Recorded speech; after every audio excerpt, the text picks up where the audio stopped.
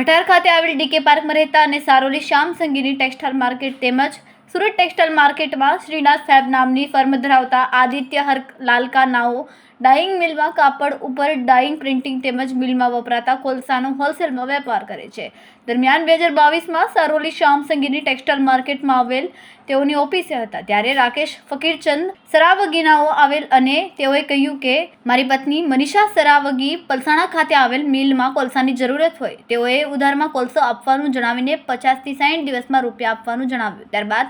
સરાવગી મંડળીએ શરૂઆતમાં તો કોલસાના બાકી નીકળતા નાણાં ચૂકવી આપીને આદિત્ય હર લાલકાઓનો વિશ્વાસ જીતીને આદિત્યએ રાકેશ ફકીરચંદ સરાવગી, મનીષા રાકેશ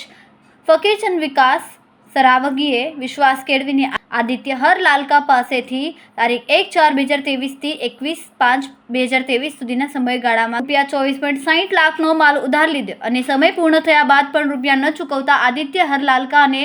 તેમના પિતા વિષ્ણુભાઈ હરલાલકા દ્વારા રૂપિયા આપવા માટે જણાવતા સરાવગી મંડળીએ રૂપિયા આપવા ગલ્લા તલ્લા કરતા આદિત્ય તેમજ વિષ્ણુભાઈએ પોતે છેતરાયા હોવાનો અહેસાસ થતા આખરે આદિત્યભાઈએ સારોલી પોલીસ મથકમાં ફકીરચંદ સરાવગી, રાકેશ સરાવગી, મનીષા સરાવગી, વિકાસ સરાવગી વિરુદ્ધ ફરિયાદ આપતા સારોલી પોલીસે સરાવગી મંડળના 4 આરોપીઓ વિરુદ્ધ છેતરપિંડીનો ગુનો દાખલ કરીને આગળની તપાસ હાથ ધરી છે.